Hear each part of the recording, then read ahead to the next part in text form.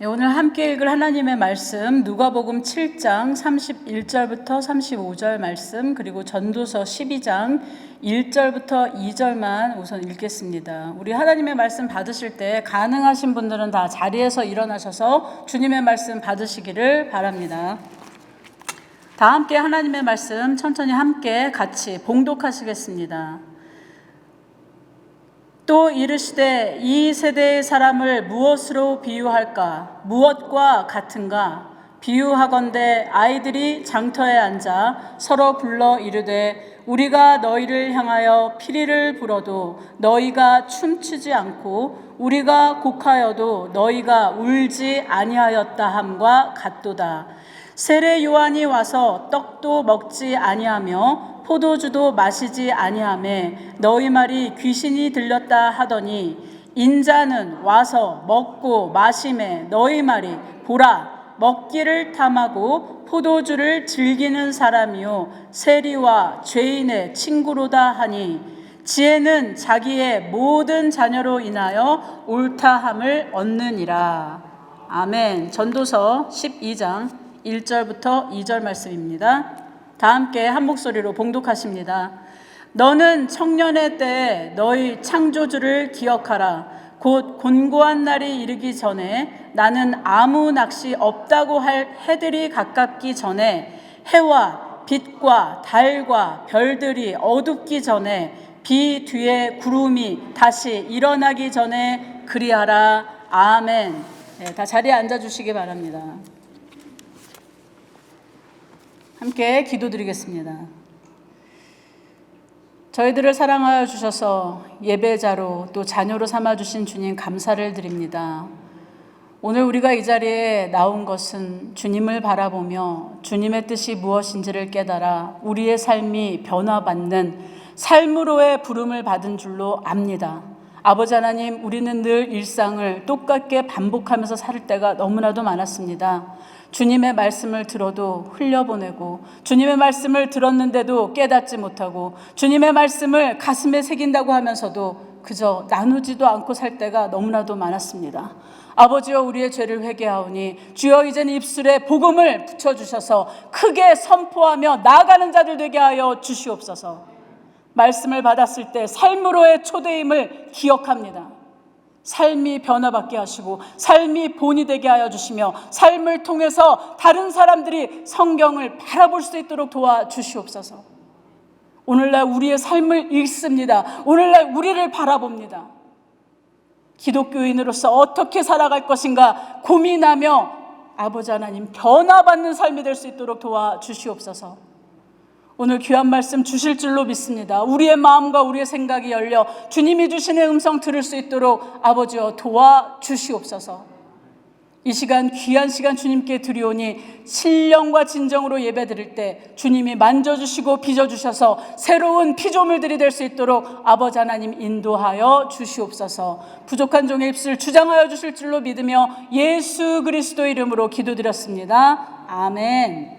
네, 오늘 함께 나눌 말씀, 저희가 이 누가복음 내용을 여러분들 많이 들어보셨을 것입니다. 예수님께서 그 당시에 종교인들을 어떻게 보면 풍자한 것입니다.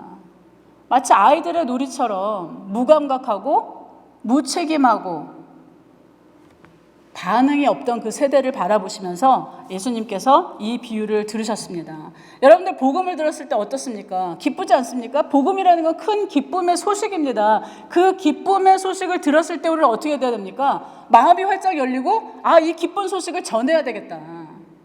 여러분들 자녀가 너무나 기쁜 소식을 가져왔을 때 보면 어떻게 돼요? 사방에 자랑하지 않습니까? 우리는 주님을 자랑해야 됩니다. 아멘입니까? 주님을 자랑하기 위해서 이 자리에 모였고 주님을 바라보기 위해서 이 자리에 모였고 주님께 말씀을 듣고 그 삶으로 초대를 받아서 그 삶이 변화받는 그 자리로 가기 위해서 여러분들이 다 이 자리에 있는 줄로 믿습니다. 그래서 오늘날 우리는 예수님께서 말씀하신 이 말씀을 통해서 과연 우리의 삶을 바라봐야 됩니다. 우리는 어떤가? 우리의 삶은 어떤가? 우리의 잔치는 어떤가? 우리의 예배는 어떤가? 우리는 경배의 삶으로서 어떤 모습으로 지금 살고 있는가? 자, 오늘 말씀을 보시면 이 세대의 사람을 무엇으로 비유할까? 그래서 제가 제목을 이 세대의 특징이라고 지었습니다. 이 세대의 특징. 그래서 4가지로 여러분들에게 함께 나누려고 합니다. 이 세대의 특징, 무가 많이 붙었어요. 무. 예, 없을 무자. 예, 무관심, 무기력, 무감각, 무책임. 오늘날 많은 사람들이 뭐 되겠지, 뭐 알아서 가겠지. 그리고 어떻습니까? 슬픈 일에도 깊게 슬퍼할 줄 모르고 기쁜 일에도 기뻐할 줄 모르고 많은 사람들에게 관심이 많이 축소돼서 자기의 삶에만 갇혀 사는 많은 사람들이 있습니다. 왜 그렇습니까? 뭐 코로나의 영향도 있었지만 결국 개인주의, I 하다 어떻게 됐어요? 나나 하다가 나만의 생각에 갇혀서, 나만의 공간에 갇혀서 다른 사람의 아픔이나 다른 사람의 슬픔이나 다른 사람의 어려움에 대해서 관심이 많이 떨어진 세대에 살고 있습니다. 우리 순복음교회는 안 그런다고 믿습니다. 우리 저번에 병문안을 가는데 얼마나 많은 분들이 오셨는지 몰라요.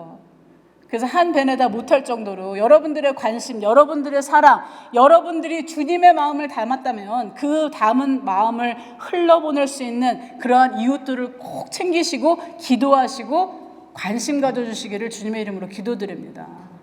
사랑은 주고받는 것입니다. 그래서 주고받을 때, 사랑을 충분히 받을 때 사랑을 충분히 공급하게 되어 있습니다. 제가 지금 입고 있는 이 옷은요, 거의 20년이 지난 교회에서 저에게 제가 안수받았을 때 선물로 주신 옷입니다. 저는 이 옷을 너무 사랑합니다. 왜? 그 교회에서 저를 사랑하는 마음으로 이제 앞으로 목회자 일을 잘 감당하십시오 하면서 사실은 퀼트로 이것도 만들어 주셨었어요. 근데 여러분들 이런 사랑을 받았기에 제가 지금도 이렇게 여러분들 앞에서 설교하는 자로서 서 있다라는 거 너무나 하나님께 감사드리고 또 그분들께도 감사를 드립니다.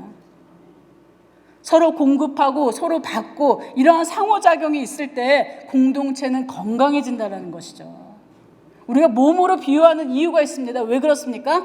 자꾸 움직여야 된다는 것이죠. 몸은 운동을 해야 어떻게 됩니까? 건강해집니다.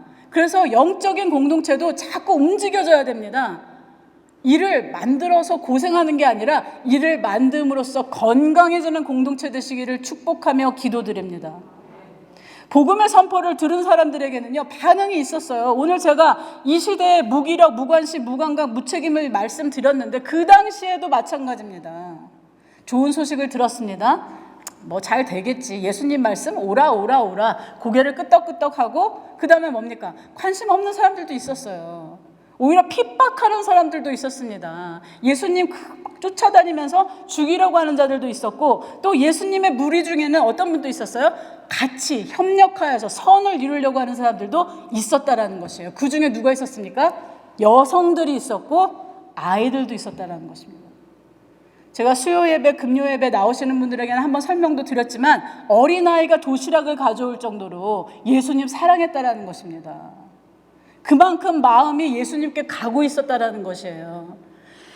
우리는 이 무감각, 무기력, 무책임 이러한 무에서 다 무를 빼시기를 주님의 이름으로 기도드립니다.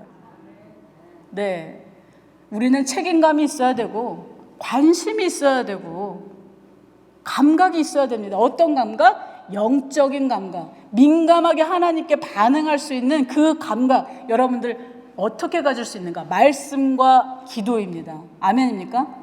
말씀과 기도로 강력한 그러한 하나님 영적인 제 감각이, 영적인 하나님 아버지 능력이, 분별력이 생겨지기를 원합니다. 그래서 이 세상을 잘 볼 수 있기를 원합니다. 이 세대를 예수님의 눈으로, 예수님의 마음으로, 예수님의 모든 전 존재로 보기를 원합니다. 그래서 예수님의 손과 발, 우리가 항상 찬양하지 않습니까? 손과 발이 되어서 달려나간다. 예수님 지금 너무 달려나가고 싶습니다. 예수님 지금 막 움직이고 싶습니다. 예수님 지금 성령으로 가득 찬 그 운행하심을 세상에 알리고 싶어 하신다는 것이죠. 그 예수님을 여러분들 마음에 담으셨다면 이제 복음의 선포를 들은 자들로서 복음을 기쁘게 전하시는 여러분들 되시기를 주님의 이름으로 기도드립니다. 얼마나 기쁜 소식인지 모릅니다. 우리를 위해서 우리가 죽어야 되는 그 자리에 누가 가신 것입니까? 예수님이 가신 것입니다. 오늘 예수님은 아이들의 비유로 이렇게 말씀하고 계시는데, 제가 장터에 대해서 잠깐 설명을 드리면, 여러분들 장터 가시면 사람들이 뭐 하고 있어요? 뭐 장사도 하고 놀고 있고 뭐 소리도 지르고 싸우기도 하고. 근데 이 장터를 비유하셨는데, 이 장터 속에서 아이들이 뭐 하고 있답니까? 서로 블레임하고 있다라는 것입니다. 서로 너는 왜 우리가 이렇게 재밌는 피레를 불어도 춤추지를 않느냐, 너희는 왜 우리가 곡하여도 왜 오지 않느냐. 오늘날 장터의 모습이 어디에 있는 것 같습니까, 여러분?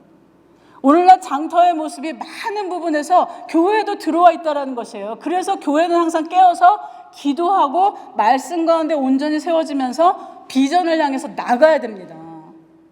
우리 교회 목표 뭡니까? 하나님께 소망을 두라. 그게 인간적인 소망이 아닙니다. 하나님의 소망입니다. 여러분들을 향한 하나님의 소망이 지금 확 열려 있다는 것이죠. 이것을 보신다면, 이것을 느끼신다면, 이것을 감각하신다면 책임감이 생기고 관심이 생기고 많은 배려와 행동들이 따라온다는 것이죠. 장터에 보시면 압니다. 사람들이 뭐 때문에 모였어요? 이익으로 모여 있습니다. 그래서 어떻게 합니까? 가격이 안 매겨져 있어요. 사람이 오면 어떻게 합니까? 저 사람 봐서 조금 좀 돈 많이 낼 것 같다 그러면 어떻게 해요? 파 한 단에 1,000원 팔던 것도 2,000원에 팔고, 그런 마음들이 막 오고 가는 것이 어디예요? 장터입니다. 오늘날 교회는요, 성도를 무엇으로 봐야 돼요? 하나님의 백성으로 봐야 되고, 그분이 들어왔을 때 그분의 어떤 다른 세상적인 모습보다 세례 받았는가, 주님의 자녀가 되기를 원하는가, 이것이 중심이 돼서 그분들을 바라보고 그분들을 웰컴해야 되는 거거든요. 저희 남편이 군인이다 보니까 어디를 가든지 그것부터 물어봅니다. 계급이 어떻게 되십니까? 이게 정말 황당한 질문입니다, 여러분. 어떤 군인이 오더라도요, 이제는 그런 거 물어보지 마시기 바랍니다. 왜? 이 안에서는 계급이 없어요. 이 안에서는 모두가 자녀입니다. 이 안에서는 모두가 하나님의 백성이기 때문에 하나님이 원하시는 삶의 모습으로 빚어지는 게 우선순위지, 성도가 우선입니다. 사실은 직분도 중요한 것이 아닐 수도 있어요. 왜? 그 직분에 합당한 일을 감당하지 않을 때에는.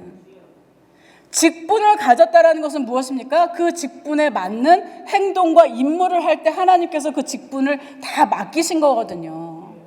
그래서 우리는 사실 성도라는 거기에 먼저 우리 마음을 집중해야 됩니다. 주님이 부르셔서 따로 옮기셨어요. 그러면 여러분들 뭡니까? 거룩해지는 삶으로 가는데, 거룩해지는 것은 말씀과 기도밖에 없다라고 성경에 나와 있지 않습니까? 오늘 우리의 삶이 장터에서 벗어나기 위해서 서로 이익이나 서로의 관심, 세상적인 관심, 집은 얼마나 크시고 작고 뭐 이런 얘기하는 것이 아니라, 하나님 앞에서 우리가 기도하고 말씀을 받았을 때는 주님의 역사가 이곳에서 일어나기 위해서 어떤 계획을 해야 될까요? 어떤 일을 해야 될까요? 어떤 말씀을 나눠야 될까요? 이것이 중점이 되기를 주님의 이름으로 기도드립니다. 장터가 아닙니다. 여기는 어디입니까? 신앙이 훈련되는 용광로와 같은 곳이라고 그랬어요. 용광로 들어가 보셨죠? 아니죠. 네, 그러신 분은 좀 이상한 거죠. 용광로 보셨어요? TV나 이런 곳으로 보시면 어때요? 그 안에 막 엄청 뜨겁습니다. 불순물을 제거하는 곳, 정화가 되는 곳, 금같이 나오는 곳이 지금 여기입니다. 오늘 여러분들에게 뜨거운 성령의 불의 역사가 있어서 여러분들이 회개를 통해서 옮겨지며 새로워지며 하나님이 원하시는 삶의 모습으로 다시 탄생하는 그러한 역사 있기를 주님의 이름으로 기도드립니다. 이러한 말씀 있잖아요. 하루는 선물이다. 오늘 주신 건 오늘 새 것입니다. 새 것. 여러분들은 새로 태어나는 것입니다. 그 전에 어떤 모습 중요하지 않아요. 그 전에 어떤 모습 중요합니까? 안 중요합니다. 오늘이 중요합니다. 오늘 이 시간 권사님, 장로님, 집사님, 안수 집사님, 성도로서 우리가 무슨 일을 할 수 있을까요, 주님? 말씀을 주셨으니 오늘 삶을 살기를 원합니다.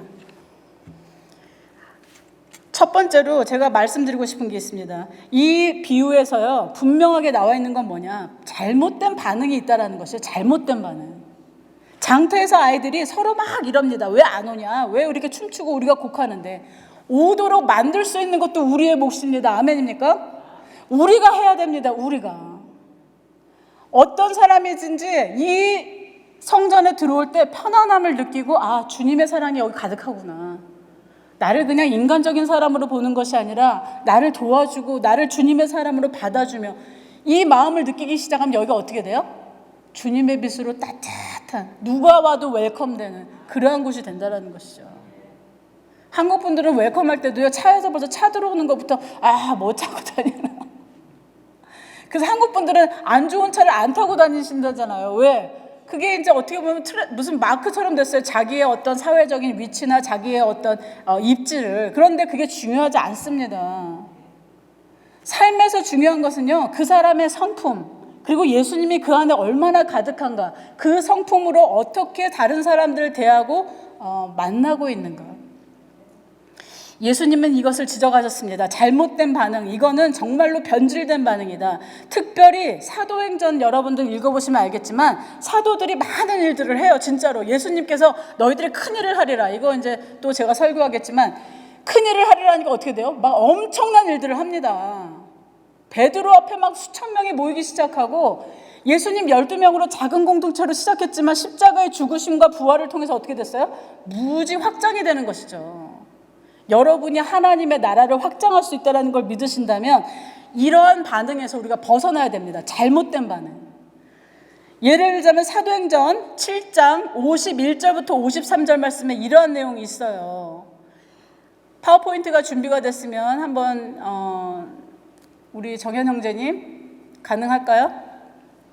그럼 제가 말씀드리면 사도행전 7장 51절 53절에 항상 주님께서 말씀을 통해서 알려주시는 목이 곧고 마음과 귀에 할례를 받지 못한 사람들, 이거 구약에서부터 계속 나옵니다. 목이 어떻게 됐대요? 곧고, 그 다음에 뭐예요? 마음과 귀가 할례가 안 된 것입니다. 중요한 것은 어디가 할례가 돼야 돼요? 우리 마음과 귀가 할례가 되어서 예수 그리스도의 사람이라는 것이 증거되면요, 세상적인 나쁜 소리가 들려도 걸러서 듣고, 또 잘못된 인포메이션이 와도 분별력을 갖게 되며 하나님이 원하시는 지혜의 말씀으로 깨닫게 됩니다. 오늘 사도행전 7장 51절, 지금 이제 우리 파워포인트 나왔는데요, 우리 함께 같이 보겠습니다. 같이 있습니다. 천천히. 목이 곧고 마음과 귀에 할례를 받지 못한 사람들아, 너희도 너희 조상과 같이 항상 성령을 거스르는도다. 너희 조상들이 선지자들 중에 누구를 박해하지 아니하였느냐? 의인이 오시라고 예고한 자들을 그들이 죽였고 이제 너희는 그 의인을 잡아준 자요 살인한 자가 되나니 너희는 천사가 전한 율법을 받고도 지키지 아니하였도다 하니라. 여기 보시면요, 결국엔 살인자까지 되고 박해뿐만이 아닙니다. 거기다 플러스 예고한 자들을 죽이고 살인자가 되었다. 그리고 천사가 전해도 듣지 않는다. 천사가 전해도. 인간이 전한 거는 더 무시하겠죠. 천사가 전한 율법도 듣지 않으려고 하는 그 목이 곧고 마음과 귀에 할례를 받지 못한 사람들의 특징이 여기 분명히 나와 있는데 뭐라고 나와 있어요? 성령을 거스른다. 그래서 오늘날요, 성령을 거스르는 그 역사가 참 많습니다. 그래서 크리스찬들이 깨어 있어야 됩니다. 왜? 그 거르는 역사들에 진짜 전신갑주를 입고 여러분들 싸워야 된다는 것이죠. 전신갑주, 제가 어느 교회를 가든지 항상 설교를 하는데 이곳에서는 제가 시편으로 지금 가고 있는데 여러분들 한번 생각해 보십시오. 싸울 때 입을 옷을 주셨어요. 이미 주셨다고 하셨습니다. 그렇다면 그 옷을 입고 우리가 어떻게 됩니까? 잘못된 이 반응들에 거스르는 자들을 위해서 싸워야 됩니다. 그때 첫 번째 성령의 검을 주셨어요. 성령의 검은 무엇입니까? 말씀입니다. 예수님 별 다른 말 안 하셨어요. 그냥 말씀을 탁탁 던지니까 어떻게 됐어요? 사단이 집니다. 오늘 우리는 그러한 말씀을 갖고 있는가? 잘못된 반응의 시대에 우리가 잘못된 것들을 고칠 수 있는, 거스르는 자들에 대항해서 싸울 수 있는 검을 갖고 있는가? 갖고 있습니다. 아멘 하십시오.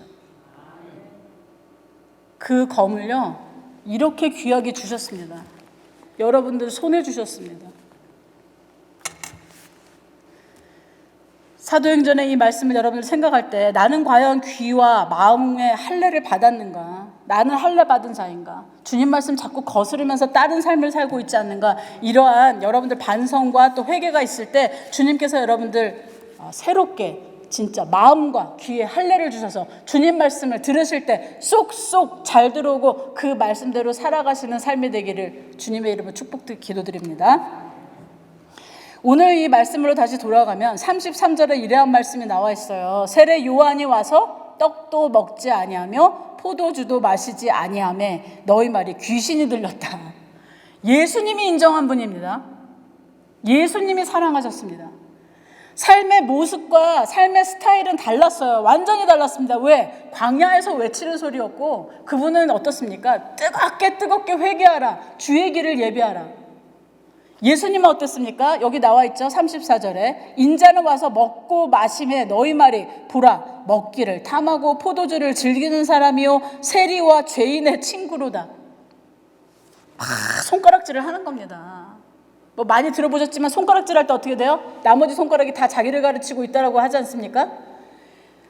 예수님도 세례 요한도 서로를 인정했어요. 왜? 삶의 모습 달랐습니다. 환경 달랐습니다. 그리고 가르치는 것, 회개, 준비. 예수님은 뭐예요? 새로운 부대, 새로운 삶, 영원한 삶, 구원. 그 두 분은 서로 협력하였고 서로를 인정하였는데 결국 뭡니까? 종교인들은 손가락질하고 종교인들은 판단하고 종교인들은 어떻게 했어요? 아유 저 사람은 귀신이 들렸고 저 사람은 완전 세속적인 사람이야. 세상 사람이야. 세리랑 친구래. 왜? 그 당시에 세리는 아주 가까이 두기 싫은 사람이었거든요. 그래서 예수님께서 이 표현을 통해서 우리에게 무엇을 가르쳐 주는가? 그래도 지혜 있는 자들이 남아있다라는 것. 그래도 지혜 있는 자들이 오늘날 하나님의 나라를 확장할 수 있다라는 것. 하나님의 뜻을 기억하고 하나님의 뜻 가운데 올바르게 뭔가 하나님의 일을 추구하며 함께 하나님의 사역, 하나님의 나라를 확장하고 있다는 것을 35절에 말씀하고 계신다는 것이죠. 교회에서 많은 일들을 합니다. 많은 프로그램이 있기도 하고 많은 그러한 행사들이 있는데 제일 중요한 건 뭡니까? 하나님을 중심으로 하지 않는 이상은요. 그냥 놀기, 사회활동, 무슨 게더링 그냥 그 정도에 그친다는 것이죠. 하나님이 중심이 된다면요. 그 안에 주님이 원하시는 방향으로 가는 그러한 방향 전환이 있습니다. 항상 우리가 핸들을요 누가 주는 자가 굉장히 중요합니다. 그런데 교회는 뭡니까? 그것을 누가 잡고 계셔야 돼요? 예수 그리스도가 잡고 계셔야 됩니다. 사람이 잡으면 어떻게 돼요? 사람이 좋아하는 방향으로 잡고 갑니다. 그래서 오늘날 어떻게 됐어요? 예배가 굉장히 평범해졌습니다. 가만히 앉아서 그냥 바라보기만 하면 되는 예배들이 돼버렸어요. 제가 잠깐 일어나라고 하는 이유도 있습니다. 왜? 어떤 분이 여러분한테 엄청난 축복을 준다 그러면 어떻게 하겠어요? 여러분들 막 달려나갈 것입니다. 저기 로또 복권 당첨되는 복권이 있습니다. 그러면 어떻게 하겠어요? 준다고 하면 달려가서 막 무릎을 꿇고 아유 어서 주십시오. 하나님 말씀이 그것보다 더하다라는 것을 저는 여러분들이 몸으로 다시 깨달으시라는 그 차원에서 한번 일어나십시오. 왜? 그 말씀을 받았을 때 우리한테 주시는 축복은 너무나 큰 거기 때문에 그렇습니다. 아이들의 반응처럼 서로를 손가락질하거나 왜 안 오는가, 왜 춤추지 않은가, 왜 곡하지 않는가 서로가 다 잘못된 반응을 하고 있습니다. 하나님의 예배가 잘 세워져야 되는 그러한 장소, 삶의 중심으로 부르셨는데 그러니까 재미있는 건 뭐냐면 요즘 사람들이요. 여러분들 이거 봐야지 하면서 보는 사람들이 많이 없어요. 왜? 요즘 아예 책이 안 팔립니다. 그죠? 다 전자북이 돼버리고 그냥 다 그냥 폰에다 넣고서 보기 시작하고 성경책을 이렇게 사서 막 읽으시는 분들이 많지 않기 때문에 우리 크리스찬들이 더 열심히 살아야 된다는 것이죠. 왜? 그들이 우리를 보기 때문에. 우리를 읽습니다. 우리를 바라봅니다. 크리스찬들은 저런 삶을 사는구나. 두 번째로 제가 말씀드리고 싶은 것은 성령의 시대가 자유분방 멋대로인 시대로 착각하는 그러한 풍조를 만드는 영성은 여러분들이 싸워서 이겨야 된다는 것입니다. 방금도 말씀드렸지만 관람자가 아니라는 것을 말씀드리고 싶어요. 여러분들 예배는 참여입니다. 왜 교동문과 주기도문과 우리가 찬송가를 하는가? 그 찬송가를 통해서 우리가 자기의 믿음을 고백하고 함께 찬양 드리면서 하나님을 마주보면서 어떻게 돼요? 우리가 함께 반응하고 행동하는 것이 예배이기 때문에 그렇습니다. 그래서 제자인가? 여러분들 제자인가 이 질문 잘 하셔야 됩니다. 관람자는 아니에요. 팬도 아니에요. 예수님이 나한테 잘해줄 때만 막 박수하고, 예수님이 나한테 너무 어려운 일들을 왜 이렇게 감당하는 시험들이 너무 많지 내 인생에, 이때는 그냥 다른 데로 가버리고, 이러한 것은 뭐예요? 그냥 팬 수준인 거예요. 팬. 네, 팬입니다. 팬. 열광적으로 환영하는 팬. 그런데 예수님의 제자라면 여러분들 안에 무슨 삶이 있어야 돼요? 훈련의 삶이 있어야 됩니다. 훈련. 네. 군인도 훈련 받듯이 여러분들도 훈련의 삶이 있어야 되는데, 조금 싫더라도 말씀을 좀 오늘 읽고 시작해야겠다, 묵상하면서 시작해야겠다, 기도하면서 시작해야 되겠다, 이러한 훈련들이 있다는 것이죠. 성령 받았으니 너무나 자유롭고 행복합니다 하면서 완전히 자유분방한 그러한 월십, 그것도 사실은 맞지가 않습니다. 왜? 하나님께서 원하시는 것은요, 질서입니다. 하나님께서 원하시는 것은요, 하나님이 바라보실 때 영광을 받으실 수 있는 그러한 예배거든요. 그냥 바라보고 있다가 다 잘하는구나, 오케이, 어떤 분이 특송했구나, 박수치고, 그러면 뭡니까? 우리는 그냥 관람석에 앉아서 이러고 있는 것밖에 안 되는 거예요. 마음과 뜻과 모든 것으로 신령과 진정으로 예배하는 자들이 사도시대 이후의 예배자들인데, 여러분들 어떻게 예배드려야 됩니까? 열정으로, 사랑으로 그 마음을 열어서 예배드리시는 여러분들 되시기를 주님의 이름으로 기도드립니다. 제가 좋아하는 신학자 중에 디트리히 본회퍼라고, 독일어 발음으로 하면 좀 다르겠지만, 이분이 본회퍼라는 신학자 아주 유명하신 분입니다. 여러분들 그 찬양 중에서 선하신 역사를 우리 가운데 이루어 주시옵소서. 그리고 이분이 히틀러가 암살 계획을 히틀러가 너무나 나쁜 일들을 하니까 어떤 미치광이가 트레인의 운전대를 잡고 있다면 이 사람 어떻게 해야 되는가? 제거해야 된다고 생각해서 그 당시에 많은 신학자들이 독일의 히틀러를 찬양할 때 이분 어땠어요? 반항하는, 그리고 히틀러를 제거하는 거기에 가담했다가 감옥소에서 39세라는 참 젊은 나이에 돌아가신 분이에요. 근데 이분이 이런 말씀을 하셨습니다. 여러분들 이거 참 잘 들으셔야 됩니다. 그리스도는 우리를 종교로 부르신 게 아니라 삶으로 부르셨다. 삶으로. 그리스도는 이 세계에 새로운 종교를 제시한 게 아니라, 새로운 종교를 제시한 게 아닙니다. 새로운 삶을 제시한 것입니다. 그러니까 우리는 종교인이 아닙니다. 여러분들은 새로운 삶, 새로운 시대, 새로운 목적을 갖고 예수님과 함께 동행하는 삶으로의 초대를 받으신 하나님의 백성임을 믿으십시오. 더욱 중요한 내용은 값싼 은혜에 대한 내용을 말씀하셨는데, 저는 오늘날 많은 교회들을 우리가 이렇게 바라볼 때 참 이쪽으로 가고 있는 것 같다는 생각이 들면서 정말 회개하고 돌아서야 된다. 정말 돌아서야 된다. 제가 이분의 말씀을 잠깐 읽어드리면, 값싼 은혜는 우리 교회의 치명적인 적이다. 오늘 우리의 싸움은 값비싼 은혜를 얻기 위한 싸움이다. 값싼 은혜는 싸구려 은혜, 헐값의 용서, 헐값의 위로, 헐값의 성만찬이다. 그것은 교회의 무진장한 저장고에서 몰지각한 손으로 생각 없이 무한정하게 쏟아내는, 값없는 은혜를 주셨지만요, 예수님의 살과 예수님의 몸이 찢기시면서요, 그 많은 피를 다 쏟으시면서 누구를 구원하셨습니까? 지금 여기 계신 여러분을 구하셨습니다. 여기 이거 하나 잘라달라고 그래도요, 이거 못 잘라줍니다. 그죠, 우리? 이거 어떻게 잘라줍니까?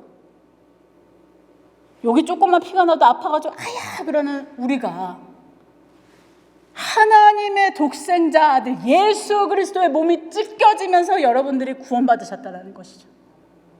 이 사실이 얼마나 감동입니까? 이게 얼마나 값비싼 은혜입니까? 값없이 받았지만 너무나 값비싼 은혜인데, 죄를 뉘우치지도 않고 죄를 그냥 담고 산고 죄를 그냥 가지고 왔다가 가지고 나간다면 이 얼마나 하나님의 영예를, 하나님의 명예를 더럽히는 것인가. 주님이 여러분들을 사랑하신다면 값비싼 그 은혜, 하나님께서 주신 그 값없이 주신 은혜가 얼마나 값진 것인지 말씀으로 증거하시고 기도로서 고백하시고 찬양으로 주님께 영광 돌리시기를 주님의 이름으로 기도드립니다. 값싼 은혜라는 것은요, 그냥 우리가 생각하는 은혜입니다. 값싼 은혜는요, 예수님 무시하는 은혜입니다. 값싼 은혜라는 것은요, 아유 내가 이렇게 살다가 죽으면 천국 가겠지, 이것처럼 무책임한 말이 없어요. 돌아가시는 분들을 제가 많이 봤습니다. 병원 방문하고 또 뭐 이렇게 장례하기 직전에 진짜 사망의 음침한 골짜기로 들어가시는 분을 봤는데요. 여러분들 강도 사건에서 양쪽에 있다가 한 사람이 예수님을 인정하고 낙원에 간 사건 아시죠? 그때 그 사람이 어떻게 됐어요? 예수님하고 똑같은 상태에서 다 자기 몸이 찢기는 상황에서 그때 그 말을 한다라는 게 얼마나 힘든지를 여러분들 한번 병원에서 사망을 앞에 둔 사람들 보시면 아실 거예요. 숨 하나 쉬는데 온 근육이 다 떨립니다. 숨 하나 들이쉬고 나가는데 온몸이 다 떨리는 힘을 주고 있을 때 예수님 믿겠습니다. 이거 너무 힘듭니다. 가능합니다. 왜? 예수님이 하셨으니까. 근데 저는 여러분들한테 오늘 말씀드리고 싶어요. 오늘 삶에서 충만한 그 은혜를 맛보시면서, 이미 시작된 천국을 맛보시면서 하나님 감사합니다. 그 값비싼 그 은혜를 지불하셨는데, 값없이 저에게 주셨는데 너무나 감사합니다. 주님, 너무나 감사합니다. 세 번째로, 하나님의 선하시고 기뻐하시고 온전한 뜻이 무엇인지 분별을 할 수 없을 정도로 사망 상태다. 사망의 잠에 빠져 있다. 왜? 하나님의 사람을 귀신 들렸다 그러고 하나님의 사람을 뭐라고 그랬어요? 세속적인 인간이다. 하나님의 선하시고 하나님의 기뻐하시고 하나님의 온전하신 뜻이 무엇인지 분별하는 사람은요, 세례 요한을 바라봤을 때 그냥 넙죽 엎드리고 뭐합니까? 회개합니다. 회개했어요. 회개. 그대로 회개하고 뭐 했습니까? 세례 받았습니다. 세례 요한한테. 하나님의 온전하시고 기쁘신 뜻을 무엇인지 분별한 사람은 예수님이 왔을 때 예수님 따라다니느라고 정말 바빴어요. 그 많은 여성들, 그 많은 군중들. 그러나 결국 배신하는 그 십자가 사건에서도 그래도 그 중에서 예수님을 바라보면서 다시 돌아오지 않습니까? 인간은 실수합니다. 인간은 넘어집니다. 그러나 하나님의 선하시고 기쁘시고 온전하신 뜻이 무엇인지 분별하기 시작하면 다시 거기로 돌아가기 시작한다는 것이죠. 오늘 전도서 말씀을 12장 1절부터 2절을 읽었는데요. 제가 12장 1절과 2절 읽고 그 끝에 부분 7절 한번 또 같이 읽기를 원합니다. 여러분들 같이 한 목소리로 7절, 8절을 우리 같이 읽기 전에 1절, 2절, 그 다음에 7절, 8절 같이 읽겠습니다. 파워포인트가 준비되시면 지금 7절만 나와 있나요? 네, 같이 함께 있습니다. 너는 청년의 때에 너의 창조주를 기억하라. 곧 곤고한 날이 이르기 전에 나는 아무 낚시 없다고 할 해들이 가깝기 전에 해와 빛과 달과 별들이 어둡기 전에 비 뒤에 구름이 다시 일어나기 전에 그리하라. 7절 8절입니다. 다시 시작. 흙은 여전히 땅으로 돌아가고 영은 그것을 주신 하나님께로 돌아가기 전에 기억하라. 전도자가 이르되 헛되고 헛되도다. 모든 것이 헛되도다. 아멘. 근데 이 전도자 쓴 솔로몬은 결국 하나님께 하는 모든 것은 헛되지 않다라는 고백을 한 분입니다. 이 세상 것들이 다 헛되다라는 것이죠. 오늘 이 말씀에서 여러분들 알아야 되는 건 뭐냐? 우리는 흙으로 돌아간다는 것입니다. 흙으로. 여러분들 흙 만져보셨지만 흙 뭐 별거 아닙니다. 먼지입니다.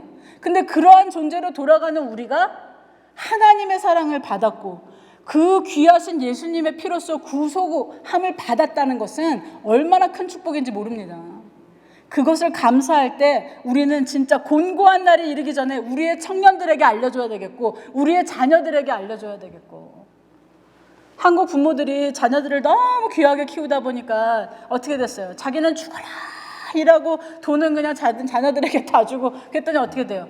부모님한테 이제 돈 부모도 돈 했더니 자녀도 돈 하다가 어떻게 됐어요? 돈 돌고 돈은 그냥 그런 라이프가 됐다는 것이죠. 가장 중요한 걸 줘야 됩니다. 무엇을 줘야 됩니까? 오늘 말씀에 나오는 것처럼 청년 때 곤고한 날이 이르기 전에 누구를 기억하라고요? 하나님을 기억하라.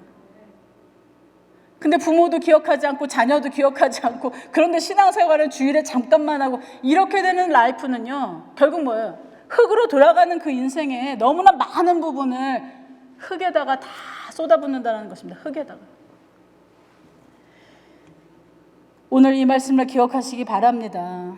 아무 낙이 없다고 할 해들이 가깝기 전에, 해와 빛과 달과 별들이 어둡기 전에, 비 뒤에 구름이 다시 일어나기 전에 기억하라, 이렇게 말씀하시는데, 여러분들 재밌는 게 있어요. 전에 항상 경고를 주시고, 전에 항상 인도하심을 주시고, 전에 항상 하나님은 뭡니까? 여러분들에게 이끄심을 주는데, 문제는 뭐예요? 때가 딱 차면 엎으시는 것도 하나님이시오, 닫으시는 것도 하나님이시오. 열지 않습니다. 완전한 분리입니다. 왜? 그것도 하나님의 공의와 정의에서 분리하시는 거예요. 우리가 영원토록 계속 저 악한 세력과 싸워야 되고 항상 분투해야 되고, 그 선을 완전히 그으신 분이 하나님이십니다. 그래서 전해라는 단어를 여러분 꼭 기억하세요. 이게 전할 것 같은 고단계인데 빨리 하나님 정신 차리고 제가 삶으로 다시 돌아오겠습니다. 많은 사람들이 그 전의 선을 넘어가 버리고 포기하고 절망 가운데, 무기력 가운데, 오늘 이 세대가 보여주는 그 특징들을 다 갖고 사는 사람들이 너무나도 많습니다. 주변에 그런 분들이 있다면요, 빨리 깨십시오. 빨리 깨십시오. 빨리 거기서 벗어나십시오. 하나님의 기쁨이 여기 있습니다. 하나님의 감사, 찬양, 영광, 예배가 여기 있습니다. 네 번째로 여러분들에게 나누고 싶은 것은, 그래서 교회가 더 중요하다는 이야기를 드리고 싶어요. 오늘날 공동체로서 존재하는 공동체가 그렇게 많지가 않습니다. 왜? 개인주의로 다 빠져버렸어요. 개인으로 다 어디 갑니까? 세계 곳곳 다 갑니다. 그냥 집에서 관광도 다 해요. 아주 좋은 거 고생할 필요 없어. 그냥 TV 틀면 이렇게 큰 TV에다가 뭡니까? 뭐 이태리도 가고 뭐 어디도 가고. 사람도 그렇게 사귀다 보니까 어때요? 아이들이 요즘 뭐예요? 텍스트는 잘 보내는데 개인적으로 대화하면 대화하기를 굉장히 힘들어해요. 왜? 얼굴을 마주보고 대화한 적이 별로 없으니까. 오늘 이러한 세대에서 왜 교회가, 이 존재가 얼마나 중요한가? 왜? 하나님의 몸된 교회, 예수 그리스도의 머리, 교회라고 하셨거든요. 교회의 머리는 예수님이십니다. 근데 우리가 자꾸 사람의 생각으로 그걸 바꾸다 보니까 어떻게 돼요? 현대에 좀 맞는, 현대에 좀 편한, 그러다 보니까 예배가 어떤 사람의 완벽한 프로페셔널 무대가 되어 있고, 나머지는 뭐예요? 찬양 막 하다가 그냥 일상 살아갑니다. 어떤 파티시페이션, 뭐 같이 활동하고 이런 거 거의 없는 교회도 많아요. 엄청난 뮤지션들이 옵니다. 뭐 완전히 무슨 공연 같아요. 그 다음 뭐예요? 박수치고 자기의 삶을 살아갑니다. 마치 교회가 면죄부가 된 것처럼, 나는 교회 왔으니까 도장 찍고 간다. 교회는 그런 곳이 아닙니다. 유동적인 곳이고 유기적인 곳이고, 뭔가가 막 움직이고 같이 건강하게 작용하고, 그러다 보니까 어때요? 부딪히기도 한다라는 것이죠. 싸우기도 한다라는 것입니다. 그러나 이 교회가 왜 필요한가? 교회는 세상이 가르쳐줄 수 없는 절대적인 진리를 가르쳐주기 때문에 그렇습니다. 하나님을 기억하라. 곤고한 날에 이르기 전에 하나님을 기억하라. 그래서 교회에 학교가 있고, 주일학교, 썬데이 스쿨. 진짜 썬데이 스쿨 있는 곳은 교회밖에 없지 않습니까? 세상 밖에서는 윤리도 안 가르칩니다. 상대적인 것만 가르쳐요. 이런 상황에서는 어떻게 반응할래? 이럴 때는 너희들 어떻게 결정할래? 그 아이들, 그 작은 아이들의 양심과 생각을 믿고 결정권을 줘버립니다. 중요한 절대적인 진리를 가르칠 수 있는 교회의 존재의 이유, 오늘 여러분들 말씀을 통해서 깨달으시기를 바랍니다. 예수님께서는요, 이제는 그러한 장터에서 앉아서 서로 불고 피리 불고 춤추고 이게 중요한 게 아니라, 그 중심에 계신 예수님을 만나, 그 중심에 계신 예수님께서 나를 위해서 찢기시고 피를 흘리시고 구원을 약속하셨다는 것을 믿음으로 고백하고 받으시는 여러분들 되시기를 주님의 이름으로 축복하며 기도드립니다.